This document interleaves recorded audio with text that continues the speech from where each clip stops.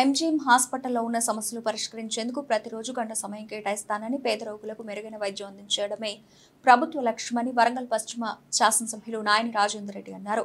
Warangal MGM ఆసుపత్రిలో ఉన్న సమస్యలు పరిష్కరించేందుకు నాయని రాజేందర్ రెడ్డి ఎంజీఎం ఆసుపత్రిలో వివిధ వార్డుల్లో పర్యటించి సమస్యలు తెలుసుకున్నారు. నిన్న రాష్ట్ర మాజీ మంత్రి కేటీఆర్ పర్యటనలో ఎంజీఎం ఆసుపత్రిలో 5 గంటలు విద్యుత్ లేకపోవడం వల్ల రోగులు ఇబ్బంది పడ్డారని అవాస్తవాలు అన్నారని, అదే టీఆర్ఎస్ ప్రభుత్వంలో చాలాసార్లు విద్యుత్ అంతరాయాలు కలిగాయని, కేవలం ఎమ్మెల్సీ ఎన్నికల్లో లబ్ధి పొంది ఎందుకు అవాస్తవాలు మాట్లాడారని, ఇక నుండి ఎంజీఎంలో నెలకొన్న సమస్యలను పరిష్కరించేందుకు తన వంతు కృషి చేస్తానని, ప్రాథమికంగా చిన్న సమస్యలు ఉంటే అవి కలెక్టర్ దృష్టికి తీసుకెళ్లి వెంటనే పరిష్కరిస్తామని, ప్రతిరోజు ఎంజీఎంలో అవసరం ఉన్న వాటిపై సాయంత్రం తనకు నివేదిక ఇవ్వాలని, రాష్ట్ర ప్రభుత్వం తరఫున ఎన్ని నిధులు కావాలో తీసుకువచ్చి ఎంజీఎంలో సమస్యలు లేకుండా పూర్తిగా పరిష్కారం చేస్తామని, విద్యుత్ అంతరాయంతో రోగులు కొంత ఇబ్బంది పడ్డారే తప్ప ఎవరికి ప్రాణ నష్టం కలగలేదని, పనిచేయని జనరేటర్లను కూడా త్వరలోనే రిపేర్ చేస్తామని, రోగులకు అన్ని టెస్టులకు కావాల్సిన కెమికల్స్ను అందుబాటులో ఉంచుతామని, పాడైపోయిన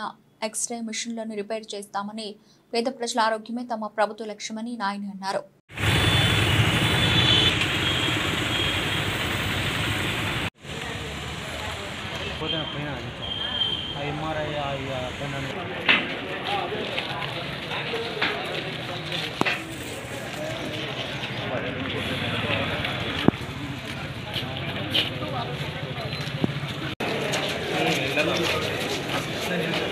టైం అయిపోయింది.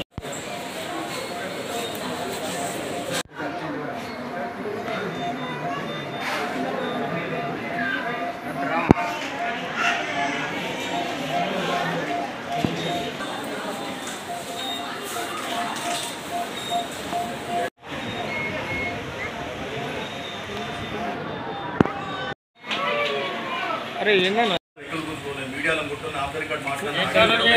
అప్డేట్ కంపల్సరీ కావాలా మీకు మీతో అయితే లేదు చూస్తలేము. 8 లీఫీజర్లో 3 పని చేస్తున్నాయి అంటే దౌర్భాగ్యం ఇంకేం చెప్పాలి. ఎందుకంటే ఎంత అయితే వాటి చేయడానికి మొన్న అయితే కరెంటు 4 గంటలు పోయింది. 2 గంటల నగరు, 4 గంటల నగరు, 5 గంటల నగరు, వివిధ రకాలతోటి చెప్పడం జరిగింది. దానికి ఎప్పుడెప్పుడు ఈ 2 ఏళ్ళల్లో నిన్న ఒక్కటే రోజు, మొన్న ఒక్కరోజు 4 గంటలు పోయినందుకు యువరాజు గారు వచ్చి ఇక్కడ చాలా పెద్ద మాటలు మాట్లాడిపోయింది. మేము గతంలో ఎన్నిసార్లు పోయింది, ఎన్ని ఇబ్బందులు అయినాయి, ఇదంతా డాటా ఆఫీస్కి కలెక్ట్ చేసింది. మేము ఇచ్చింది కాదు, వాళ్ళ ప్రభుత్వం జరిగింది. మరి 4 గంటలు పోయిన దానికి 4 గంటలలో ఏమైనా నష్టం జరిగిందా? 4 రోజులు పోయినా జనరేటర్ల మీద నడిచే కెపాసిటీ ఉన్న ఎంజీఎం హాస్పిటల్ ఇది.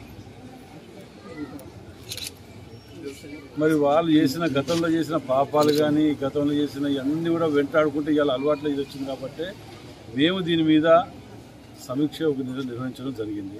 మళ్ళీ ఇవాళ కూడా రావడానికి కారణం ఏంటంటే, కలెక్టర్ గారి దగ్గర నుంచి మాకు కూడా కాపీ పంపిస్తే మేము కూడా దాని మీద మేము పర్సూ చేసుకుంటూ వాటి ఇవాళ రేపు రావాల్సిన దాన్ని ఇవాళ వచ్చే ప్రయత్నం మేము కూడా చేస్తాం కదా అనే ఉద్దేశంతో ఇమీడియట్గా కూడా దీని మీద ముఖ్యమంత్రి గారితో మాట్లాడి కోడైపోగానే కమిటీ కూడా దీన్ని ఇమీడియట్ వేసేసి కమిటీ పర్యవేక్షణ డైలీ చేసేటట్టు అనేది, అప్పటి వరకు డైలీ ఈవినింగ్ ఒక 1 అవర్ ఎంజీఎం మీద టైం కేటాయించడానికి నేను నిర్ణయం తీసుకున్నాను. డైలీ దీని మీద ఎన్ని డాక్టర్స్ వస్తున్నారా లేదా, సంఘం పెట్టి పోతున్నారా లేదా, మరి ఇక్కడ వండుకుంటూ ప్రైవేట్ డాక్టర్స్ కూడా చెప్తున్నాను, ఇక్కడ ఉన్న ఎంప్లాయీస్ అందరికి కూడా మరొకసారి పర్సనల్గా రిక్వెస్ట్ చేసి చెప్తున్నా, మీ యొక్క విధులు సక్రమంగా నిర్వహించండి. జీతాలు తీసుకుంటున్నాం, వాటికి తగిన న్యాయం చేయండి. అంతేగాని మీ యొక్క నిర్లక్ష్యం వలన ఎంతోమంది ప్రాణాలకు మొక్కు ఉంటుంది. మీ మీద ప్రాణాలు ఆధారపడి ఉంటాయి. మరి వాటికి ఎక్కడ ఏ చిన్న ఇష్యూ జరిగినా మిమ్మల్ని క్షమించడం అనేది జరగదని చెప్పి హెచ్చరిస్తున్నాం. రిక్వెస్ట్ చేస్తున్నాం, హెచ్చరిస్తున్నాం. క్లీన్గా నీట్గా రేపటికెళ్ళి ఏది కానీ అన్నిటి చూడండి. మీకు వనరులు కావాలంటే ఎక్కడ ఎవరైతే మాకు చెప్పండి. కలెక్టర్ గారికి ఫస్ట్ కలెక్టర్ గారికి ఇన్ఫార్మ్ చేయండి. కలెక్టర్ గారికి చేస్తూ మాకు కూడా కాపీ పంపించండి. తప్పేం లేదు. ఒక ఎమ్మెల్యే, లోకల్ ఎమ్మెల్యేలేమో కదా, మాకు చెప్తే మాతో చేతనైంది 4 పైసలు పట్టుకురావాలా, 4 ఫండ్స్ ఎట్లా తేవాలి, లేకపోతే వాటి మీద ఏం ఆలోచన చేయాలనేది ఉంటుంది కదా. ఇవాళ మేము ఇక్కడికి వస్తే కానీ గ్యారంటీ పీరియడ్ ఉన్నదో వాపతిది వస్తలేడు డాక్టర్, వాళ్ళు చేస్తారు రిపేర్ చేయడానికి వస్తలేరు అంటే అది చాలా.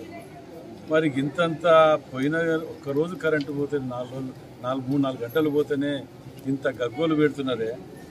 వాళ్ళు ఈ హాయంలో ఎన్నిసార్లు పోయినా మీరు అసమర్థులు. వరంగల్ జిల్లాని సర్వనాశనం చేసిన కారణమే మీరు. ఏమంటే హాస్పిటల్ సెంటర్ 24. అరే నాయన, మీరు గత ప్రభుత్వంలో సంవత్సరానికి 6,000 కోట్లు కట్టేది మీకు మేము వాళ్ళకు గొప్ప చెప్పినప్పుడు. ఇవాళ నెలకు 6,500 కోట్లు అప్పు కడతాను మీరు చేసిన పాపాలకు. నెలకు 6,500. దౌర్భాగ్యం.